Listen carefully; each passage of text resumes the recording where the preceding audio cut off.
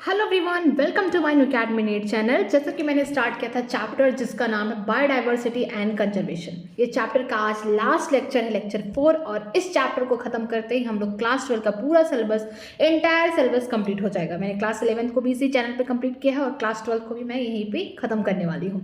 कल हम लोग करेंगे PYQ एंड देन पूरा हो जाएगा इस चैप्टर और इस पूरे सीरीज का समाप्ति। तो चलिए स्टार्ट करते हैं। जो हमारा बचा हुआ पॉइंट है उसे कवर करते हैं। आज हम लोग पढ़ने जा रहे हैं कि किस तरीके से हम बायोडाइवर्सिटी को कंजर्व कर सकते हैं। How do we conserve biodiversity. पहले मैं देखा था डिफरेंट टाइप के स्पीसीज पाए जाते हैं हमारे अर्थ पे, डिफरेंट टाइप के बायोडाइवर्सिटी है। कैसे कैसे बायोडाइवर्सिटी समय के साथ क्या हो रही है, खत्म होती हुई चली जा रही है। और हमें बायोडाइवर्सिटी कंजर्व करना क्यों जरूरी है ये भी हमने पढ़ लिया, क्योंकि हमें कहीं ना कहीं डायरेक्टली या इनडायरेक्टली हमें अपने नेचर से बहुत कुछ मिलता है फ्रीली। ठीक है, तो आज हम लोग पढ़ेंगे किस तरीके से हम अपने बायोडाइवर्सिटी को कंजर्व कर सकते हैं। ठीक है, तो आज हम लोग को मेथड पढ़ेंगे और इस टॉपिक से हर बार नीट में 1 से 2 सवाल आते हैं, तो इसको जरूर कवर करना है। तो चलिए स्टार्ट करते हैं। When we conserve and protect the whole ecosystem, its biodiversity at the level it protected, we save the entire forest to save the tiger। कभी कभी ऐसा होता है कि अगर हमें किसी भी स्पीसीज को बचाना है, फॉर एग्जांपल टाइगर का दिया गया है, अगर हमें किसी स्पीसीज को बचाना है जैसे कि टाइगर है, तो हमें पूरा उसका एरिया जो होल इकोसिस्टम है उसको प्रोटेक्ट करना पड़ेगा, उसे कंजर्व करना पड़ेगा ताकि हम टाइगर के स्पीसीज को सेव कर सके। तो इसीलिए बोला गया है कि हमें कहीं ना कहीं पूरा एरिया जो पूरा होल इकोसिस्टम है उसे कंजर्व करना पड़ेगा, प्रोटेक्ट करना पड़ेगा, ताकि जो डाइवर्सिटी है हम उसको क्या कर सके, प्रोटेक्ट कर सके इन केस ऑफ टाइगर। ठीक है, this approach is called in situ और ऑन साइट कंजर्वेशन। इस अप्रोच को हम क्या बोलते हैं, इन सीटू बोलते हैं या फिर ऑन साइट कंजर्वेशन बोलते हैं। कि अगर कंजर्वेशन 2 टाइप के, एक इन सीटू है, दूसरा एक्स सीटू है। इन सीटू में क्या होता है कि जहां पर वो स्पीसीज पाया जा रहा है, ठीक है, जहां पे ऑर्गेनिज्म पाया जा रहा है, मैं उसी एरिया को पूरी तरीके से क्या कर सकूं, कंजर्व कर सकूं, प्रोटेक्ट कर सकूं, उस होल इकोसिस्टम को कंजर्व कर सकूं, उसको बोलते हैं इन सीटू और ऑन साइट कंजर्वेशन। लेकिन अगर कुछ ऐसे भी स्पीसीज है जो अपनी ही जगह पे सुरक्षित नहीं है, जैसे कुछ स्पीसीज है जो कि फॉरेस्ट में या किसी और इकोसिस्टम में सुरक्षित नहीं है, तो हम उस स्पीसीज को उठा के लाएंगे और अपने गाइडेंस में उसकी जैसा, उसके हैबिटेट के जैसा इन्वायरमेंट क्रिएट करेंगे ताकि वहां पे वो स्पीसीज सुरक्षित रहे। उसको बोलते हैं एक्स सीटू। ठीक है, however when there are situation where an animal or plant is in danger or threatened, the organism facing a very high risk of the extinction in the wild in near future and need urgent measure to save it from extinction, ex situ offsite conservation is desirable approach। बोला जा रहा है कि कभी कभी ऐसी situation आ जाती है कि जो स्पीसीज है उसको बहुत ही ज़्यादा इमीडिएट इमरजेंसी है कि उसको बचाया जाए, क्योंकि क्या पता उस स्पीसीज के 2 ही 3 मेंबर बचे हुए हैं पूरी दुनिया में, या फिर ये भी हो सकता है कि इन फ्यूचर वो ख़त्म होने वाले हैं, या तो बहुत ही ज़्यादा ये इमरजेंसी वाला सिचुएशन जब आएगा कि वो अपने लोकल जगह, अपने जहाँ पे पाए जा रहे हैं वहाँ पे ही वो सुरक्षित नहीं है, तो उन स्पीसीज को उठा के लाया जा रहा है। ठीक है, ताकि जिस हैबिटेट में जैसे वो रहते थे वैसे ही हैबिटेट क्रिएट करके उनको वहाँ पर रखा जाए। ठीक है, ताकि ये स्पीसीज आगे सर्वाइव कर सके। तो इस टाइप की जो कंजर्वेशन, इसको क्या बोलते हैं, एक्स सीटू। अगर उसी जगह पे किया जाए, ठीक है, जहाँ पे वो रहते हैं, जहाँ पे वो पाए जाते हैं, उसी जगह पे अगर पूरा उनका होल इकोसिस्टम को कंजर्व किया जाए, प्रोटेक्ट किया जाए, उसको बोलते हैं इन सीटू या फिर इसको बोलते हैं ऑन साइट कंजर्वेशन। ठीक है, उसी जगह पे कर दिया जाए जहाँ पे वो पाए जाते हैं। लेकिन कुछ ऐसे स्पीसीज है जिनको इमरजेंसी है, उनको उनके बहुत ही कम मेंबर बचे हुए हैं, उनको उठा के लाया जाए अपने गाइडेंस में, सेम हैबिटेट क्रिएट करके उनको बचाया जाए, सुरक्षित किया जाए, उसको बोलते हैं एक्स सीटू। कहीं और से उठा के लाया गया है, मतलब उनके खुद के जो उनके लोकल हैबिटेट है, जहाँ के वो रहने वाले हैं, वहाँ से उनको एक्सटेंड किया जा रहा है, मीन्स उनको निकाल के कहीं और रखा जा रहा है। इसको एक्स सीटू या फिर बोलते हैं ऑफ साइट कंजर्वेशन बोलते हैं। ठीक है, ये बहुत इंपॉर्टेंट है। अब हम एक एक करके पढ़ते हैं। इन सीटू कंजर्वेशन, हम होल इकोसिस्टम में ही क्या कर रहे हैं, कंजर्व कर रहे हैं उस स्पीसीज को। होल इकोसिस्टम का मतलब ये है कि जहाँ पे वो स्पीसीज पाई जा रही है हम वहीं पे क्या कर रहे हैं, कंजर्व कर रहे हैं, प्रोटेक्शन प्रोवाइड कर रहे हैं, ताकि ये स्पीसीज आगे इसको कोई खतरा ना हो, ये विलुप्त ना हो, एक्सटिंक्ट ना हो। ठीक है, तो इसको क्या बोलते हैं, इन सीटू कंजर्वेशन या फिर बोलते हैं इसको ऑन साइट कंजर्वेशन। तो चलिए इसको पढ़ते हैं। जो इन सीटू कंजर्वेशन है, face with the conflict between the development and the conservation, many nation find it unrealistic, economically non feasible to conserve all the biological wealth. ठीक है, इसमें क्या होता है कि बहुत सारी बातें यहाँ पे कॉन्फ्लिक्ट हुआ, बहुत सारी चीज़ें यहाँ पे विरोध की गई कि हमें क्या ज़रूरत है पूरा होल इकोसिस्टम को बचाने के लिए? जो स्पीसीज़ को खतरा उसी को उठा के ला के रख देते हैं ना। हमें क्या ज़रूरत है पूरा इतना पैसा खर्च करने के लिए? बहुत सारे नेशन, बहुत सारे राष्ट्र के लोगों को ये लगता है बहुत अनरियलिस्टिक है। ये ऐसा करना क्यों? अपना पैसा इकोनॉमिकली इससे कोई फ़ायदा भी तो नहीं मिल रहा है। हमें क्या ज़रूरत है ये बायोलॉजिकली पूरे वेल्थ को कंजर्व करने के लिए? ये थोड़ा सा कॉन्फ्लिक्ट चल रहा है, ठीक है, डिफरेंट डिफरेंट नेशन के बीच में। आगे देते हैं, invariably the number of species waiting to be save from extension far exceed the conservation resources available. बोला जा रहा है कि बहुत सारी ऐसे नंबर ऑफ स्पीसीज है जो इंतजार कर रही हैं, ठीक है। कुछ स्पीसीज अब तक थी, इंतजार कर रही थी कि हमें डिस्कवर किया जाए, हमें डिस्क्राइब किया जाए, लेकिन कुछ ऐसी भी स्पीसीज हैं जो इंतजार कर रही है कि हमें बचाया जाए। मतलब कि एक तरफ हम बायोडाइवर्सिटी को अभी पूरी तरीके से खोज नहीं पाए हैं और एक तरफ हमारी बायोडाइवर्सिटी नष्ट होने के कगार पे है। तो यहाँ पे क्या है, बहुत सारे नंबर ऑफ स्पीसीज हैं जो इंतजार कर रही हैं कि उनको खत्म होने से पहले, विलुप्त होने से पहले उनको क्या किया जाए, उनको उनके नेचुरल रिसोर्सेज दिए जाए ताकि वो बच सकें, ठीक है। On a global basis, this problem have been addressed by the eminent conservationist। बोला जा रहा है कि अगर हम इसको पूरे ग्लोबल बेसिस पे देखें तो ये जो प्रॉब्लम है हर एक को क्या करना चाहिए, कंजर्वेशन करना चाहिए। हर सबके लिए एक प्रॉब्लम इशू है। They identify for the maximum protection the certain biodiversity hotspot region with very high level of the species richness and high degree of endemic, that is the species confined to that region are not find any elsewhere। बोला जा रहा है कि जो biodiversity hotspot है वो ऐसी जगह है जहाँ पे स्पीसीज की रिचनेस ज़्यादा है, मीन्स वहाँ पे नंबर ऑफ स्पीसीज क्या है, ज़्यादा है, लेकिन वही स्पीसीज ज़्यादा है जो ख़त्म होने के कगार पे हैं, ठीक है, जिनको खतरा है फ्यूचर में कि वो ख़त्म हो सकते हैं। और जो स्पीसीज सिर्फ और सिर्फ किसी एक ही जगह पाए जाते हैं उसको क्या बोलते हैं, एंडेमिक बोलते हैं, ठीक है, किसी एक जगह पाई जाती है, किसी स्पेसिफिक जगह पाई जाती है। तो बोला गया है कि जो बायोडाइवर्सिटी हॉटस्पॉट है वहाँ पे मैक्सिमम टू मैक्सिमम है प्रोटेक्शन करना चाहिए बहुत सारे स्पीसीज़ का, क्योंकि वहाँ पे स्पीसीज़ की संख्या क्या है, ज़्यादा है, बहुत ज़्यादा स्पीसीज़ पाए जाते हैं। साथ में कुछ स्पीसीज ऐसे कि जो सिर्फ और सिर्फ वहीं पे पाए जाते हैं, बायोडाइवर्सिटी हॉटस्पॉट पे पाए जाते हैं, दुनिया में और कहीं नहीं पाए जाते। इसको क्या बोलते हैं, शब्द को यहाँ पे बोलेंगे एंडेमिक। जो ऐसे स्पीसीज जो सिर्फ और सिर्फ किसी एक स्पेसिफिक लोकेशन में या स्पेसिफिक रीजन में पाए जाते हैं उसको हम क्या बोलते हैं, एंडेमिक बोलते हैं, ठीक है।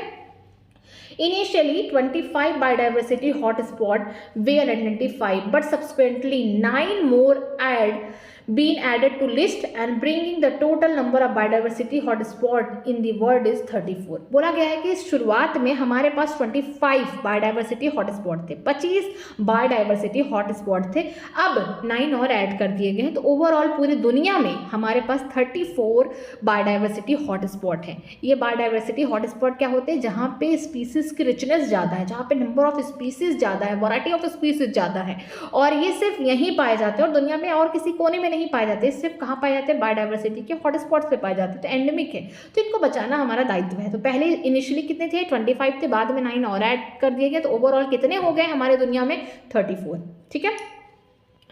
This hotspot are also region of accelerated the habitat loss। ये जो हॉटस्पॉट्स हैं ये एक ऐसी जगह है जहाँ पर हैबिटेट लॉस क्या हो रहा है, बहुत जल्दी जल्दी हो रहा है, ठीक है। 3 of these hotspots, the Western Ghat and Sri Lanka, Indo-Burma and the Himalaya, cover our countries expansionally high biodiversity region। बोला गया है कि हमारे पास भी 3 बायोडाइवर्सिटी हॉटस्पॉट हैं। ओवर तो पूरा इंडिया में अगर बात किया जाए तो 3 है, ठीक है। अगर पूरे वर्ल्ड की बात किया जाए तो 34 है। 34 में से 3 हमारे इंडिया में पाई जाती है। पहला कौन है, वेस्टर्न घाट एंड श्रीलंका में देखने को मिलता है, दूसरा क्या है, इंडो बर्मा में है, और तीसरा क्या है, हिमालय। और सबसे ज़्यादा हमारे कंट्री में जो हाईएस्ट बायोडाइवर्सिटी रीजन आपको देखने को मिलेगा अगर इंडिया की बात किया जाएगा तो हिमालय, अगर पूरे वर्ल्ड की बात किया जाएगा तो अमेजन रेन फॉरेस्ट होगा, याद रखिएगा। Although all the biodiversity hotspot put together cover less than 2% of the Earth's land area, the number of species they collectively however is extremely high and restrict the protection of these hotspots could reduce the ongoing mass extinction by almost 30%। बोला जा रहा है कि जो ये biodiversity hotspots हैं ये इनका जो लैंड है लेस देन 2% है। अगर हमारे अर्थ सरफेस का जो लैंड देखा जाए, जो अर्थ पे जितने लैंड है उसका 2% से भी कम लैंड हमारे बायोडाइवर्सिटी के हॉटस्पॉट्स के पास है। यहाँ पे जो नंबर ऑफ स्पीसीज है ना ये एक्सट्रीमली बहुत ही ज़्यादा हाई है, बहुत ही ज़्यादा है, ठीक है, जो कि प्रोटेक्ट करती है हमारे इस हॉटस्पॉट को, और साथ में जो मास एक्सटेंशन है उसको भी कम करती हैं 30% से। तो ये इंपॉर्टेंट है कि जो हमारा मास एक्सटेंशन होगा ये 30% कम किसके द्वारा किया जा रहा है, जो कि बायोडाइवर्सिटी हॉटस्पॉट में पाई जा रही हैं। आगे बात करते हैं, in India ecologically unique and biodiversity rich region are legally protected as biosphere reserve, national park and sanctuary. बोला जा रहा है कि इंडिया में भी बहुत सारी बायोडाइवर्सिटी को बचा के प्रोटेक्ट करके रखा गया है, जैसे कि क्या हो गया, बायोस्फीयर रिजर्व हो गया, दूसरा हो गया नेशनल पार्क हो गया, तीसरा क्या हो गया, सेंचुरीज। ठीक है, हम लोग थोड़ा बायो रिजर्व के बारे में पढ़ते हैं, बायोस्फीयर रिजर्व के बारे में। 3 इस तरीके से जोन होते हैं, ये देखिए। ठीक है, ये क्या है हमारा, ये हमारा है बायोस्फीयर रिजर्व। ठीक है, जो पहला रीजन है इसको क्या बोलते हैं, ट्रांजिशन जोन। ठीक है, क्वेश्चन यहाँ से आया इसलिए मैं इसको बता रही हूँ, ट्रांजिशन जोन हो गया। जो दूसरा रीजन होता है इसको क्या बोलते हैं, बफर जोन। एंड लास्ट क्या होता है, अंदर का कोर होता है। जो हमारा ट्रांजिशन जोन है यहाँ पे क्या है, ह्यूमन का सेटलमेंट है, इंसान आके रह सकते हैं, उनका सेटलमेंट है। यहाँ पे क्या कर सकते हैं, एग्रीकल्चर वगैरह यहाँ पे बोल सकते हैं, कल्टीवेशन हो सकता है, ग्रेजिंग हो सकता है, सब कुछ हो सकता है। ट्रांजिशन मतलब ये आम बात है। लेकिन बफर में बात करते हैं तो यहाँ पर जो लिमिटेड ह्यूमन, यहाँ पे बहुत ही कम या लिमिटेड ह्यूमन एक्टिविटी अलाउड। ठीक है, limited human activities are allowed. ठीक है, यहाँ पे लिमिटेड ह्यूमन की एक्टिविटी को अलाउ किया जाता है, लेकिन कोर में नो ह्यूमन इन्वॉल्व, यहाँ पे कोई ह्यूमन की एक्टिविटी नहीं रहती है, नो ह्यूमन एक्टिविटी इन्वॉल्व। ठीक है, नो ह्यूमन इन्वॉल्व। ठीक, बात करते हैं यहाँ पर क्या होता है, यहाँ पर बहुत ही ज़्यादा हाईली प्रोटेक्ट किया जाता है, हम बोल सकते हैं हाईली प्रोटेक्टेड एंड कंजर्व्ड। ठीक है, हाईली प्रोटेक्टेड। तो हम बोल सकते हैं जो हमारा बायोस्फीयर यहाँ पर रिजर्व्स है, ठीक है, इसके 3 जोन होते हैं। पहला क्या होगा यहाँ पे, ट्रांजिशन जोन, जो कि बहुत ही आम चीज़ है। ठीक है, यहाँ पे ह्यूमन का सेटलमेंट होगा, कल्टीवेशन करेगा, ग्रेसिंग करेगा, सारा काम करेगा। दूसरा जो जोन होता है यहाँ पे, ठीक है, इसको बफर जोन बोलते हैं, जहाँ पे लिमिटेड ह्यूमन की एक्टिविटी को अलाउ किया जाएगा, कुछ ही एक्टिविटी ह्यूमन कर सकते हैं। लेकिन जो कोर जोन होगा यहाँ पर कोई ह्यूमन एक्टिविटी नहीं होगा, यहाँ पे हाईली प्रोटेक्टेड है, यहाँ पे ही हमारे वो स्पीसीज को बचा के रखा गया है। ठीक है, तो अब देखते हैं इंडिया के पास कितने हैं। India now has 14 biosphere reserve, 19 national park and 448 world life sanctuaries. ठीक है, ये इंपॉर्टेंट डाटा है कि इंडिया के पास 14 बायोस्फीयर रिजर्व है, ठीक है, 19 नेशनल पार्क है and 448 world life sanctuaries present है। तो ये इंपॉर्टेंट डाटा ये है कि याद रखिएगा कि इन सीटों में क्या हो रहा है, पूरा होल इकोसिस्टम को कंजर्व किया जा रहा है। यहाँ पे अगर इंडिया की बात करते हैं तो 3 ऐसी चीज़ें हैं जिससे क्या कर रहा है, होल इकोसिस्टम को कंजर्व किया जा रहा है। पहला क्या है, बायोस्फीयर रिजर्व, जो कि इंडिया में 14 पाए जाते हैं। इनमें 3 एरिया है, ठीक है, 3 जोन होते हैं। पहला ट्रांजिशन जोन, जहाँ पे ह्यूमन की एक्टिविटी हो सकती है, कल्टीवेशन हो सकता है। लेकिन अगर बफर जोन की बात करते हैं तो यहाँ पे ह्यूमन की एक्टिविटी को लिमिटेड कर दिया जाता है। एंड देन कोर जोन होता है, वो हाईली प्रोटेक्टेड होता है, वहाँ पे इंसान नहीं रहते, वहाँ पे कोई स्पीसीज रहते हैं जो कि जिनको प्रोटेक्ट किया गया है। ठीक है, 19 क्या है, नेशनल पार्क है एंड 448 वाइल्ड लाइफ सेंचुरीज हमारे इंडिया में है। India has also the history of the religion and the cultural tradition that emphasizes the protection in the nature. India में हमारी क्या है, एक प्रचलन है या फिर बोल सकते हैं बहुत पहले से ही हम लोग बहुत ही ज़्यादा धार्मिक है, रिलीजियंस है, और हमारा एक कल्चर है, ट्रेडिशन है, जिससे कहीं ना कहीं हम नेचर को क्या कर रहे हैं, प्रोटेक्शन कर रहे हैं। जैसे in many culture track of the forest were set aside that all the tree and the wild life within were venerated and given protection. बोला गया है कि बहुत सारे कल्चर में क्या होता है कि फॉरेस्ट में भी क्या किया जाता है, ट्रैक किया जाता है फॉरेस्ट में साइड। इसके अलावा जो ट्री है, वाइल्ड लाइफ है, ठीक है, उनको भी क्या किया जा रहा है, कहीं ना कहीं पूजा पाठ के थ्रू या बोल सकते रिलीजन या कल्चरल ट्रेडिशन के थ्रू इनको कहीं ना कहीं बचाया जा रहा है। Such sacred groves are found in Khasi and जैतनिया hills in Meghalaya, Aravalli Hill of the Rajasthan, Western Ghat region of the Karnataka and Maharashtra, and Surguja चंदा बस्तार area of the Madhya Pradesh. बोला गया है कि कुछ ऐसे रीजन हैं जहाँ पर कल्चरल या फिर बोल सकते एक ट्रेडिशन है, ठीक है, जैसे कि बोला गया है काशी या जैतनिया जो हिल है मेघालय में, अरावली जो हिल है ये राजस्थान में, वेस्टर्न घाट रीजन में जैसे कि बोल सकते कर्नाटका हो गया, महाराष्ट्र हो गया, सरगुजा चंदा जो बस्तर एरिया है मध्य प्रदेश को, इनको कहीं ना कहीं बचाया गया है।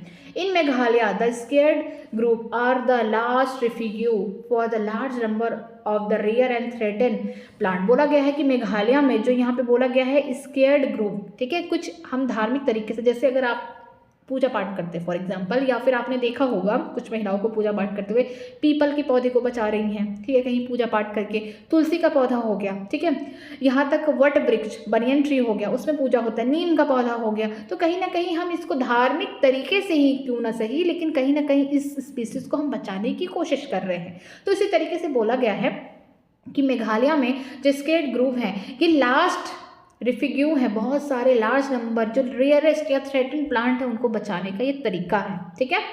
अब बात करते हैं एक सीटू के बारे में। एक सीटू का मतलब है कि कोई भी इंडेंजर्ड स्पीसीज है जिसको उसके खुद की जगह से, उसके लोकल एरिया से उसको उठा के कहीं हम अपने से उनके हैबिटेट बना रहे हैं, खुद से ही बना रहे हैं और वहाँ पे उसको रख रहे हैं। मतलब उस स्पीसीज को अर्जेंट ज़रूरत है कि उसको वहाँ से निकाल के कहीं सुरक्षित जगह पे लाया जाए और उसको कंजर्व किया जाए। इसको क्या बोलते हैं, एक सीटू कंजर्वेशन बोलते हैं या ऑफ साइट कंजर्वेशन बोलते हैं, ठीक है।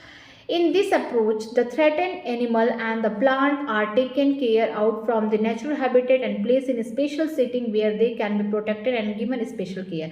इस अप्रोच में क्या होता है कि जो थ्रेटन एनिमल या प्लांट की स्पीसीज हैं उनको उनके नेचुरल हैबिटेट से उठा के लाया जा रहा है और उनको एक स्पेशल सेटिंग दी जा रही है ताकि वहाँ पे प्रोटेक्टेड हो और उनको स्पेशल केयर किया जा रहा है। जैसे कि इसका एग्जांपल है यहाँ पे जूलॉजिकल पार्क, ठीक है, आपने जू देखा होगा जहाँ पे बहुत सारे एनिमल्स होते हैं।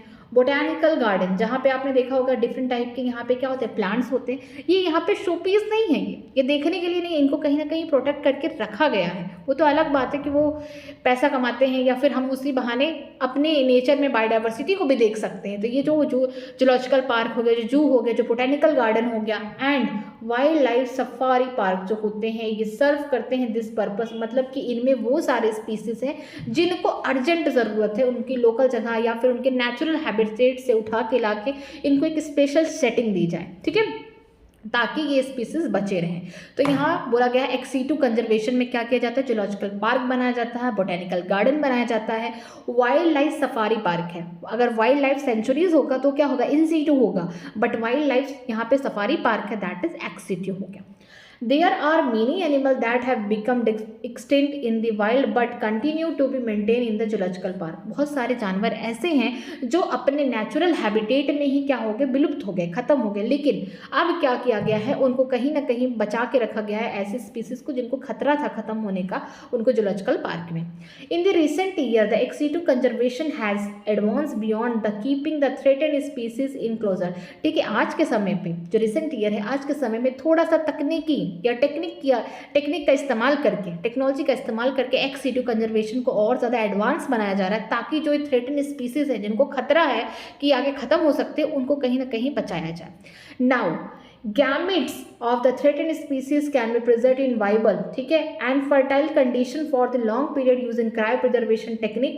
Eggs can be fertilized in vitro and plant can be propagated using the tissue culture method. बोला गया है कि जो स्पीसीज एनिमल के जिनको खतरा है फ्यूचर में खत्म हो सकता है तो उनके गैमेट्स को क्या किया गया है, कंजर्व करके रखा गया है, स्पर्म को निकाल लिया गया है, एग्स को निकाल लिया गया और क्रायो प्रिजर्वेशन टेक्निक की मदद से, जो क्रायो प्रिजर्वेशन हम पहले से ही जानते हैं कि यहाँ पे क्या होता है, जो टेम्परेचर -196 डिग्री सेल्सियस होता है और यहाँ पे क्या इस्तेमाल होता है, लिक्विड नाइट्रोजन इस्तेमाल होता है, जिसमें जो थ्रेटन स्पीसीज है उनके गैमेट्स को प्रिजर्व किया जाता है एंड देन फ्यूचर में उनको क्या कर सकते हैं, फर्टिलाइजेशन करा के, ठीक है, हम उनके बच्चे पैदा कर सकते हैं, मीन्स हम इन विट्रो फर्टिलाइजेशन करा सकते हैं। इवन जो प्लांट है, ठीक है, उनको इनका भी इस्तेमाल किया जाता है कि कौन से मेथड से, टिश्यू कल्चर मेथड से, ताकि जो प्लांट के स्पीसीज है जिनको खतरा है फ्यूचर में खत्म होने के लिए उनको भी हम कहीं ना कहीं फ्यूचर में बचा के रख सकते हैं। तो ये क्या है, थोड़ा सा एडवांस लेवल सोचा गया है। पहले तो क्या किया जा रहा था, जू बना दिया जा रहा था, बोटेनिकल गार्डन था, वाइल्ड सफारी पार्क था, देन थोड़ा सा एडवांसमेंट किया गया कि हम जो गैमेट्स है एनिमल्स के, चाहे मेल हो या फीमेल हो,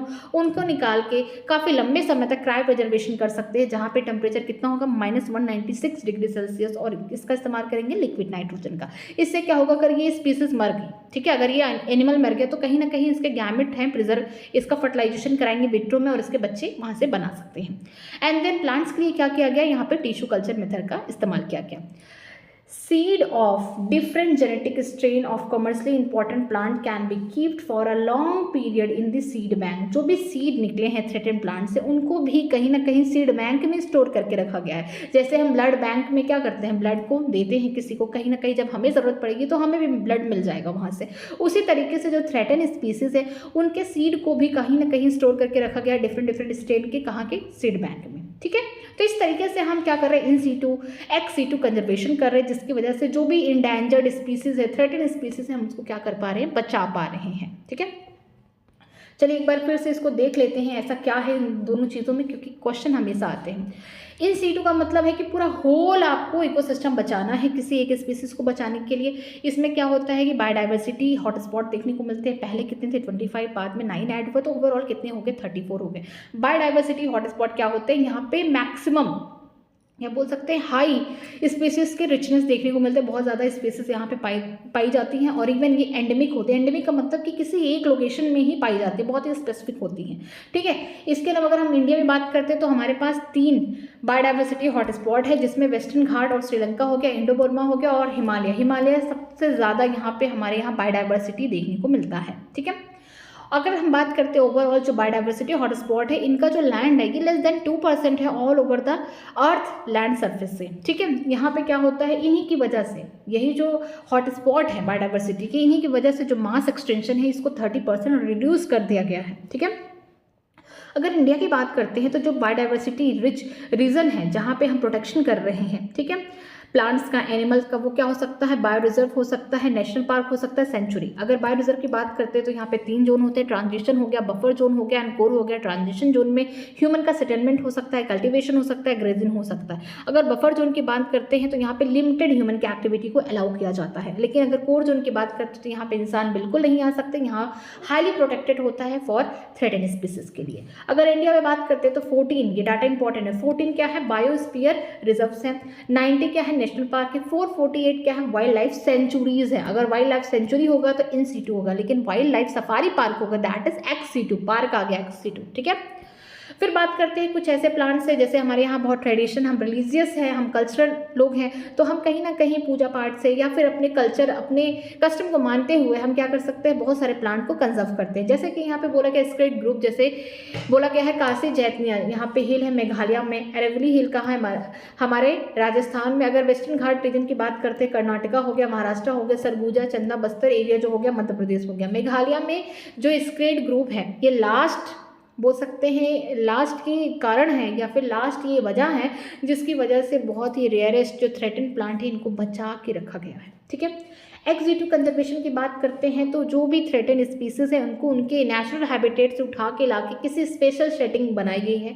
उनको वहाँ पे प्रोटेक्ट किया गया, उनको स्पेशल केयर दिया गया है। ठीक है, जैसे कि जूलॉजिकल पार्क में देख सकते हैं, बोटेनिकल गार्डन हो गया, वाइल्ड लाइफ सफारी पार्क में देखने को आपको मिल सकता है।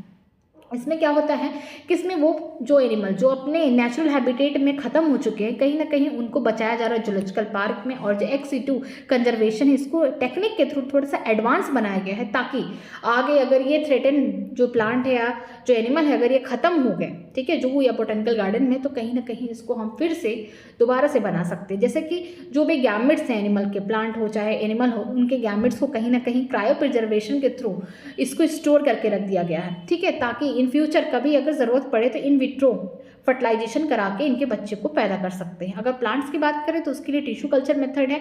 एंड देन जो सीड है, सीड को कहीं ना कहीं डिफरेंट स्टेट के सीड को सीड बैंक में स्टोर करके रखा गया है। तो ये सब क्या एक्स-सीटू कंजर्वेशन है। ठीक है, आगे देखते हैं, biodiversity knows no political boundary and its conservation is there for a collective responsibility for all nation. जो बायोडाइवर्सिटी है इसके लिए कोई भी पॉलिटिकल बाउंड्री नहीं है, कोई भी यहाँ पॉलिटिक्स राजनीति नहीं चलती है, ये सबका दायित्व है, सबका ये रिस्पॉन्सिबिलिटी है कि हम अपने बायोडाइवर्सिटी को बचाएं। हर एक नेशन का ये कर्तव्य है। अब आगे देखते हैं यहाँ पे, the historic convention on the biological diversity, the earth summit held in the Rio de Janeiro in 1992 called upon all nations to take appropriate measure for the conservation of biodiversity and sustainable utilization of its benefit। ठीक है, यहाँ पे बोला गया है कि 1992 में सारे जगह के लोगों ने एक कम्युनिटी बनाई, यहाँ पे अर्थ समिट हुआ, कहाँ पे, रियो डी जेनेरियो में, ताकि सारे नेशन क्या कर सके, अपने बायोडाइवर्सिटी का अच्छे से केयर कर सके और उनका सही तरीके से इस्तेमाल कर सके। इससे क्या होगा, जो बायोडाइवर्सिटी का नुकसान नहीं होगा। अगर हम ध्यान देंगे तो इससे कहीं ना कहीं जो स्पीसीज खत्म होने वाले थे वो बचे रहेंगे। ठीक है, इन फॉलो अप उसी को देखते ही the world summit on the sustainable development held in 2002 in Johannesburg, South Africa, 190 country pledged their commitment to achieve by 2010 a significant reduction in the current rate of the biodiversity loss at global, region and local level. बोला जा रहा है इसी को देखते हुए, अर्थ summit को देखते हुए यहाँ पे वर्ल्ड समिट किया गया है ऑन सस्टेनेबल डेवलपमेंट। कब, 2002 में किया गया है, जोहान्सबर्ग में किया गया है, साउथ अफ्रीका में। यहाँ पे 190 कंट्री आई और कमिटमेंट किया कि हम 2010 तक 8 साल के अंदर ही हम क्या करेंगे, जो भी जिस तरीके से रिडक्शन हो रहा है हमारे बायोडाइवर्सिटी का, चाहे वो ग्लोबल लेवल पे हो, चाहे वो रीजनल लेवल पे हो या फिर लोकल लेवल पे, हम उसे क्या करेंगे, कम करेंगे। तो यहाँ पे 2 ऐसी चीज़ें की गई हैं जिससे हम, एक तो पहला क्या है, इंपॉर्टेंट है, क्वेश्चन आ चुका है, ईयर वाइज भी आ चुका है, और क्या है ये भी आ गया है। पहला क्या है, अर्थ समिट हुआ। आप मन में सोचिए सबसे पहले अर्थ बना होगा। ठीक है, तो यहाँ पे सबसे पहले अर्थ समिट हुआ। कब हुआ है, ये 1992 में हुआ है। और कहाँ पे हुआ है, रियो डी जेनेरियो में हुआ। कि यहाँ पे सारे नेशन ने क्या सोचा है कि हम किस तरीके से अपने बायोडाइवर्सिटी का कंजर्व करेंगे, बचाएंगे और इसका कम से कम, या बोल सकते हैं इसका लिमिटेड इस्तेमाल करेंगे। ठीक है, जो भी बेनिफिट मिलता है। अगर हम बात करते हैं 10 साल बाद, फिर हमको देखने को मिला 2002 में। ठीक है, 1992 में 10 साल बाद हमने देखा 2002 में वर्ल्ड समिट आया। ठीक है, कब, ऑन सस्टेनेबल डेवलपमेंट। कब हुआ था, 2002 में हुआ था। कहाँ पे हुआ था, जोहान्सबर्ग, साउथ अफ्रीका में हुआ था। यहाँ पे 190 कंट्री, 190 कंट्री आए और कमिटमेंट लिया कि उन्होंने प्रण लिया कि हम 2010 तक, मतलब हम आपसे 8 साल बाद तक, हम 8 साल के अंदर ही क्या करेंगे, जो भी करंट यहाँ पे लॉसेस हो रहा बायोडाइवर्सिटी का, चाहे वो ग्लोबल लेवल पे हो, चाहे रीजनल हो, चाहे लोकल लेवल पे, हम उसे कहीं ना कहीं रिड्यूस कर देंगे। ठीक है, तो यहाँ पे आपको याद रखना है कि जो अर्थ समिट है कब हुआ था, 1992 में हुआ था। ठीक है, सारे नेशन ने सोचा कि हम इसको अप्रोप्रिएट तरीके से अपने बायोडाइवर्सिटी का यूटिलाइजेशन करेंगे और उसको बचाएंगे। कहाँ हुआ था, रियो डी जेनेरियो में हुआ था। और वर्ल्ड समिट की बात करते 2002 में हुआ था। कब हुआ था, जोहान्सबर्ग, यहाँ पे बोल सकते साउथ अफ्रीका में। यहाँ पे 190 कंट्री ने कमिटमेंट दिया कि 2010 तक हम जो रिडक्शन करेंगे यहाँ बायोडाइवर्सिटी का, किस लेवल पे करेंगे, ग्लोबल, रीजनल या लोकल लेवल पे। ठीक है, चैप्टर खत्म। एक बार फिर से समरी पढ़ते हैं एंड देन इस चैप्टर को पूरी तरीके से खत्म करते हैं। चलिए स्टार्ट करते हैं summary. Since life originated on the earth nearly 3.8 billion year ago there had been enormous diversification of life form on the earth. बोला गया है कि जो अर्थ पे लाइफ पहली बार आई वो नियरली 3.8 बिलियन ईयर एगो। एनसीईआरटी में लिखा है अभी चैप्टर में कि 3 बिलियन ईयर एगो से पहले। ठीक है, मोर देन 3 बिलियन ईयर एगो, बट यहाँ पे एक्यूरेट समरी में बताया गया कि लगभग 3.8 बिलियन ईयर एगो पहले ही लाइफ आई और वहाँ से क्या हुआ, डाइवर्सिफिकेशन देखने को मिला, डिफरेंट स्पीसीज बनना स्टार्ट हुए, स्पेसिएशन वगैरह हुआ होगा। बायोडाइवर्सिटी के बारे में बात करते हैं। Biodiversity refers to the sum of total diversity that exists at all level of biological organization। बोला जा रहा है कि जो बायोडाइवर्सिटी होता है इसका एक मतलब नहीं है कि प्लांट एनिमल की बात है, इसमें ये मतलब है कि जो बायोडाइवर्सिटी है इसमें टोटल जो डाइवर्सिटी देखने को मिल रही है सारे लेवल पे बायोलॉजिकल ऑर्गेनाइजेशन, चाहे वो मैक्रो लेवल हो, सेल के लेवल हो, टिश्यू के लेवल हो, बायोम्स के हो, या फिर हम बोल सकते हैं डिफरेंट स्पीसीज के लेवल हो। तो इसका मतलब क्या होता है, बायोडाइवर्सिटी होता है। Of a particular importance is diversity at genetic species and ecosystem level and conservation effort are aimed to protecting the diversity at all level। बोला गया है कि अगर हम पर्टिकुलर किसी टॉपिक के बारे में हम किसी इंपॉर्टेंस को बताएं, जैसे कि अगर हम डाइवर्सिटी देख रहे हैं जेनेटिक लेवल पे, स्पीसीज के लेवल पे, इकोसिस्टम के लेवल पे, तो हमारा एक दायित्व है, हम अपना एफर्ट लगाते हैं कि हम इनको क्या कर सके, हर एक लेवल पे प्रोटेक्ट करके रख सके। ठीक है, more than 1.5 million species have been recorded in the world, but there might be still nearly 6 million species on earth waiting to be discovered and named। बोला गया है कि हमारे अर्थ पर कितना 1.5 मिलियन इस स्पीसीज से भी ज़्यादा, ये इंपॉर्टेंट है डाटा, कि बोला गया है कि यहाँ पे मोर देन 1.5 मिलियन स्पीसीज से भी ज़्यादा हमारे वर्ल्ड में यहाँ पे स्पीसीज को ढूंढा गया है, रिकॉर्ड किया गया, उसके बारे में जाना गया। लेकिन अभी भी 6 बिलियन के आसपास स्पीसीज हमारे अर्थ पे इंतजार कर रहे हैं कि उनको ढूंढा जाए, उनको डिस्कवर किया जाए और उनका नामकरण हो। ठीक है, अब बोला जा रहा है इनमें, अब जो स्पीसीज आए हैं मोर देन 1.5 मिलियन स्पीसीज जो हैं, अब उनमें से देखा जाए, देखिए of the name species more than 70% are animal and of which 70% are insect. बोला गया है कि जो मोर देन 1.5 मिलियन स्पीसीज हैं, इनमें से 70% से भी ज़्यादा कौन है, एनिमल है। अगर हम एनिमल की बात करते हैं तो उनमें भी 70% क्या है, इंसेक्ट है। एनसीईआरटी ने बहुत अच्छा एग्जांपल दिया, किसी एरिया में अगर 10 एनिमल है तो उनमें से क्या होंगे, 7 इंसेक्ट होंगे, 3 अदर एनिमल्स होंगे। ठीक है, नेक्स्ट देखते हैं, the group of the fungi has more species than all the vertebrate species combined. बोला गया है कि जो ग्रुप है फंजाई के स्पीसीज का, ये ज़्यादा है एज कम्पेयर टू वर्टिब्रेट की स्पीसीज। कौन कौन हो के, बर्ड को छोड़ के, मैंने याद दिलाया था कि जो आसमान में जा रहा है उसको छोड़ दो, जो ज़मीन पे उसको काउंट करो। तो चाहे फिशेस हो गए, एम्फीबियन हो गए, रेप्टाइल हो गए या मैमल्स हो गए, अगर इनको ऐड कर दिया जाए इनके सारे स्पीसीज को, उससे ज़्यादा भी फंजाई के स्पीसीज हमारे अर्थ पर है। ठीक है, India with about 5,000 species of plant and twice as many species of animal is one of the 12 mega diversity country of the world। हमारे इंडिया में लगभग 45,000 प्लांट की स्पीसीज है और 90,000 एनिमल की स्पीसीज है। इसी कारण जो इंडिया में लैंड है वो 2.4% है और यहाँ पे अगर बायोडाइवर्सिटी की बात करते हैं तो 8.1% देखने को मिलता है, जिसकी वजह से हमारे भारत को one of the 12 mega diversity country में रखा जाता है। ठीक है, आगे देखते हैं, species diversity is not uniform distributed but show a interesting pattern. जैसा कि हम जानते हैं कि जो स्पीसीज की डाइवर्सिटी है सब जगह एक समान नहीं है, इक्वेटर पे ज़्यादा है, लेकिन जैसे जैसे हम इक्वेटर से पोल की तरफ जाते हैं वहाँ पे स्पीसीज की डाइवर्सिटी कम होती हुई चली जाती है। It generally highest in the tropics and decreases towards the pole. ठीक है, यहाँ पे बोला गया है कि ज़्यादा से ज़्यादा जो स्पीसीज की रिचनेस है वो इक्वेटर के आसपास है, मीन्स ट्रॉपिक रीजन पे है, लेकिन ये धीरे धीरे घटने लगती है और बहुत ही कम कहाँ देखने को मिलता है, आपको टेम्परेट रीजन में देखने को मिलता है, मीन्स पोल्स पे देखने को मिलते हैं, चाहे वो नॉर्थ पोल हो या फिर साउथ पोल हो।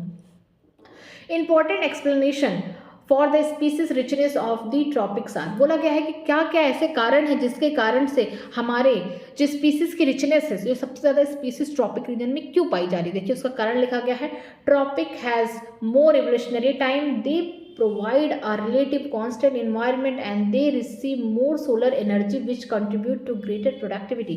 बोला जा रहा है कि ट्रॉपिकल रीजन में क्यों बहुत ज़्यादा स्पीसीज हैं, इसलिए है क्योंकि ट्रॉपिकल रीजन में इवोल्यूशन का समय काफ़ी समय तक था और वो कांस्टेंट था। ठीक है, वहाँ पे इन्वायरमेंटल जो रिलेटिवली क्या थे, कांस्टेंट थे, जिसकी वजह से सोलर रेडिएशन भी यहाँ पे लगातार पड़ रही है और जो प्लांट है उनकी प्रोडक्टिविटी भी आपको देखने को मिल रही है। तो जिसकी वजह से जहाँ पे प्रोडक्टिविटी ज़्यादा है कहीं ना कहीं वहाँ पे भी स्पीसीज आएंगे, जहाँ पे ज़्यादा से ज़्यादा इवोल्यूशन हुआ है, डिफरेंट टाइप के स्पीसीज बने हैं और वहाँ का इन्वायरमेंट जो है कांस्टेंट है, तो ओवरऑल जो प्रोडक्टिविटी होगी हर साल की नियरली सेम होगी, बहुत ही लेस आपको फ्लैक्चुएशन देखने को मिलेगा।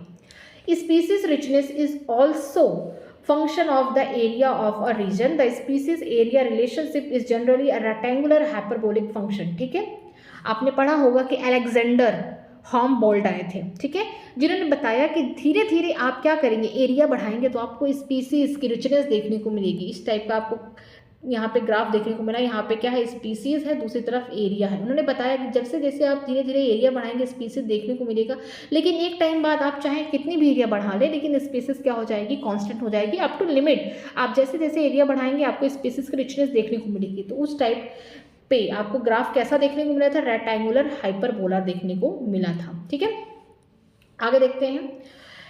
It is believed that community with higher diversity tends to be less variable, more productive and more resistant to biological invasion। ऐसा माना जाता है कि जो कम्युनिटी है, ठीक है, जो स्टेबल कम्युनिटी है, जिनके पास ज़्यादा से ज़्यादा डाइवर्सिटी देखने को मिलती है, वो लेस वेरिएबल होते हैं। लेस वेरिएबल का मतलब जो उनकी प्रोडक्टिविटी है बहुत ही ज़्यादा कम वेरी करती है। ठीक है, वहाँ पे प्रोडक्टिविटी ज़्यादा होती है, more productivity and more resistant to biological invasion. और ज़्यादा से ज़्यादा वो कैसे होते हैं, रेजिस्टेंट होते हैं अपने बायोलॉजिकल इन्वेजन के लिए।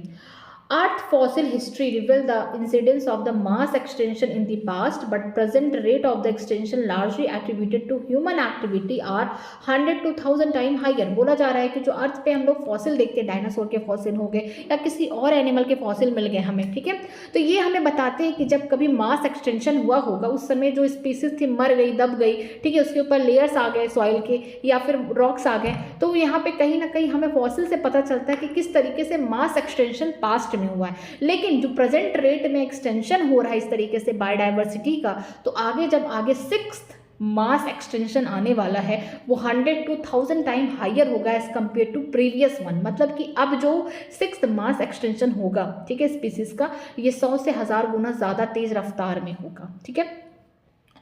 Nearly 700 species are being extinct in recent time, more than 15,500 species, of which more than 650 from India, currently face to threat of the extension. देखिए यहाँ पे बहुत स्पेशल डाटा दे दिया गया है कि बोला गया कि लगभग 700 स्पीसीज जो है पूरी तरीके से रिसेंट टाइम में ख़त्म हो चुकी हैं, जिनमें से अगर हम बात करते हैं तो आज के समय पे मोर देन 15,500 स्पीसीज को खतरा है ख़त्म होने के लिए। अगर इंडिया की बात करते हैं तो मोर देन 650 स्पीसीज इंडिया से बिलोंग करती है जिनको खतरा है। जैसे हमने पढ़ा था 12% क्या है, बर्ड्स है, 23% मैमल्स हैं, 31% हम बोल सकते हैं जिम्नोस्पर्म है, और सबसे ज़्यादा एम्फीबियन को खतरा था, वो कितने थे, 32%, ठीक है। तो यहाँ पे बोला गया है कि जो मोर देन 50,500 स्पीसीज है, जिनमें मोर देन 650 जो स्पीसीज हैं वो इंडिया से बिलोंग करते हैं, जिनको खतरा है आगे ख़त्म होने के लिए, ठीक है।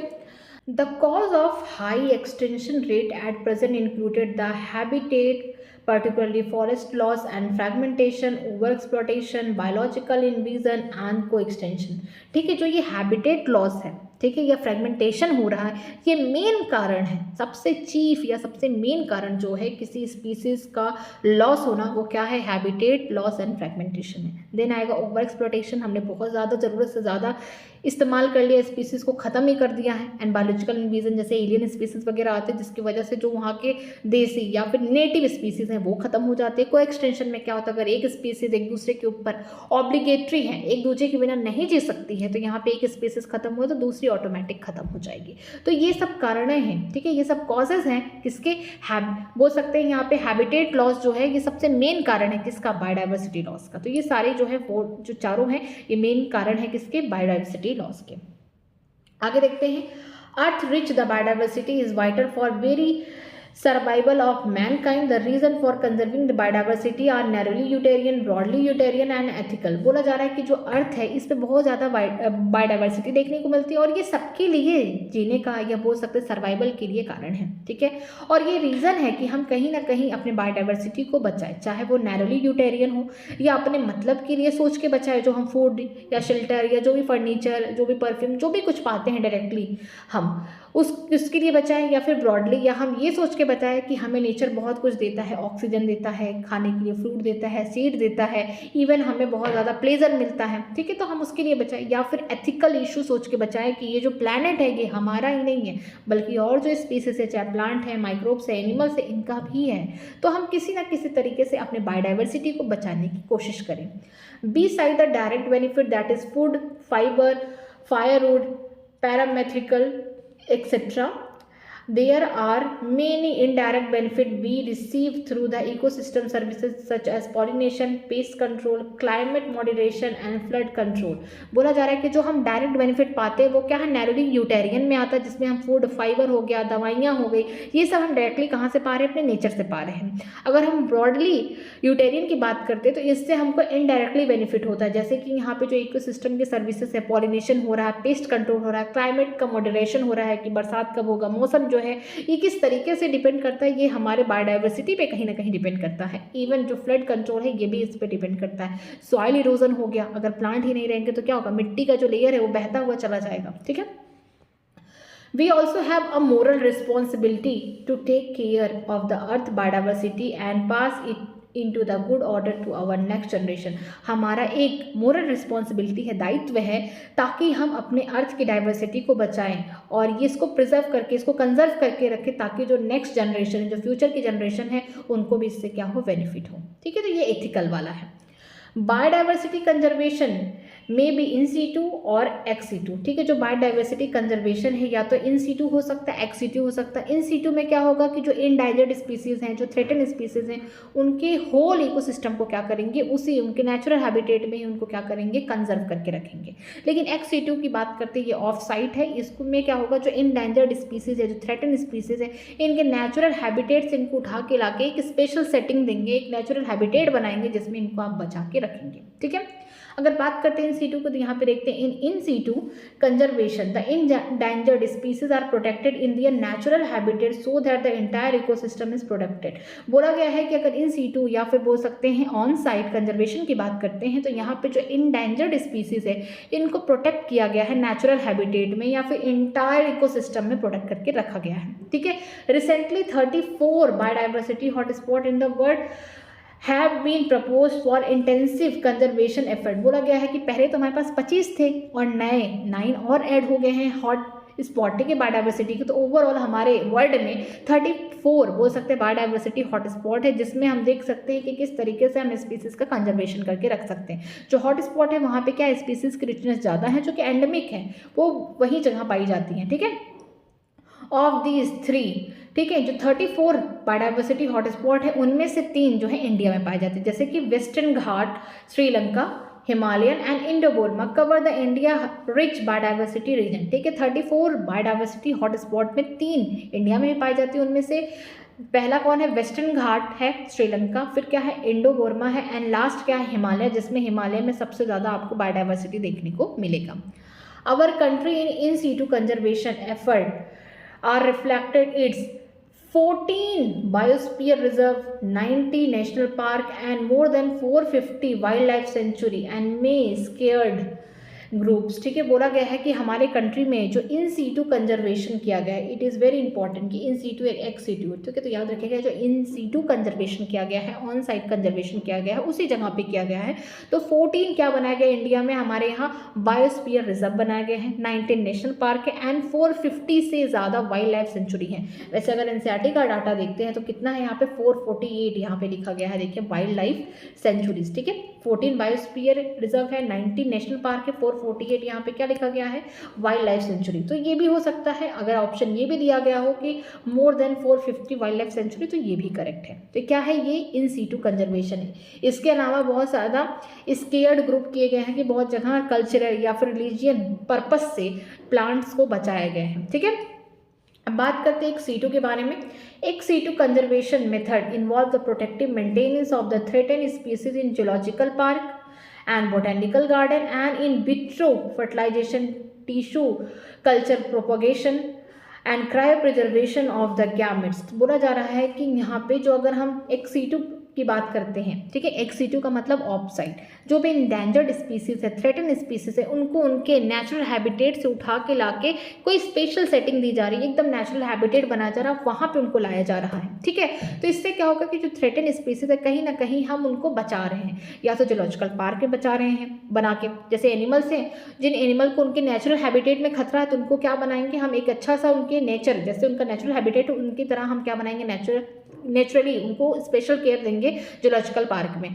जो कुछ प्लांट है जो अपने जहाँ पे पाए जाते हैं नेचुरल हैबिटेट में, उनको वहाँ खतरा है तो उस प्लांट को लाके बोटेनिकल गार्डन में रख देंगे। इवन आपको वाइल्ड लाइफ सेंचुरीज में भी देखने को मिलेगा प्लांट्स एनिमल। ठीक है, तो ये भी क्या तरीका है एक्स सीटू कंजर्वेशन का। और यहाँ पे टेक्निक एडवांस हो चुकी है, तो हम चाहते हैं कि हम ये जो खतरा है हमारे प्लांट पे या फिर हमारे एनिमल पे, जिनको खतरा है कि आगे खत्म हो सकते हैं, तो हम कहीं ना कहीं क्रायो प्रिजर्वेशन मेथड के थ्रू हम इनके क्या कर सकते हैं, गैमेट्स को स्टोर करके रख सकते हैं। ठीक है, क्रायो प्रिजर्वेशन मेथड्स के थ्रू हम गैमेट को स्टोर करके रख सकते हैं कि इन फ्यूचर अगर हमें ज़रूरत पड़ी, ठीक है, तो इन फ्यूचर हमें ज़रूरत पड़ी तो हम क्या कर सकते हैं, इन विट्रो फर्टिलाइजेशन करा के इनके बच्चे पैदा कर सकते हैं। ठीक है, प्लांट के लिए टिश्यू कल्चर प्रोपेगेशन किया गया, जो सीड है उनको भी रखा गया सीड बैंक में। तो ये क्या हो गया, ये एक्स सीटू हो गया। इन सीटू में क्या है, आपको हॉट स्पॉट के बारे में देखना पड़ेगा, 34 है, 3 इंडिया में है। वो कौन कौन है, वेस्टर्न घाट श्रीलंका हो गया, हिमालय हो गया, इंडो बर्मा हो गया। ठीक है, इसके अलावा स्क्वेयर्ड ग्रुप्स देखने को मिलेंगे। नेशनल पार्क 90 है, ठीक है, 14 बायोस्फीयर रिजर्व है और 450 से ज़्यादा हम बोल सकते हैं, या फिर 448 वाइल्ड लाइफ सेंचुरीज है, इन सीटू है। एक्स सीटू के एग्जांपल क्या होंगे, जूलॉजिकल पार्क हो गया, बोटेनिकल गार्डन हो गया, वाइल्ड लाइफ सफारी पार्क हो गया। और इनमें क्रायो प्रिजर्वेशन किया जाता है ताकि गैमेट्स को, ठीक है, बचा के रखा जाए, जो सीड है उनको सीड बैंक में रखा जाए। ठीक है, और साथ में टिश्यू कल्चर का प्रोपेगेशन किया जाए। ठीक है, ये चैप्टर पूरी तरीके से अब देखिए खत्म हो चुका है। अगर आपको कहीं भी किसी भी लाइन में अगर डाउट है तो प्लीज़ मुझसे आप कमेंट सेक्शन में पूछ सकते हैं, मैं उसका रिप्लाई करूँगी। बाकी ओवरऑल आपका क्लास 12 का भी सिलेबस कंप्लीट हो चुका है। मैंने पूरे चैप्टर को पूरे थ्योरी के साथ, साइंटिस्ट के साथ, साथ में समरी के साथ कंप्लीट कराया और साथ में पीवाईक्यू भी कराया है नीट का। तो हम लोग अब कल इस चैप्टर के पीवाईक्यू को भी डिस्कस कर लेंगे और अपना पूरी तरीके से जो NCERT line by line series है इसको पूरी तरीके से खत्म कर देंगे। तो अगर आप मेरे चैनल पे नए हैं तो प्लीज़ चैनल को सब्सक्राइब करिए। कोई भी प्रॉब्लम होती है तो आप मुझसे पूछ सकते हैं। बाकी क्लास 11 क्लास 12 का बायोलॉजी लाइन बाय लाइन इसी चैनल पे अवेलेबल है, आप यहाँ से पढ़ सकते हैं। बाकी पढ़ाई करते रहिए। All the very best. Thank you so much.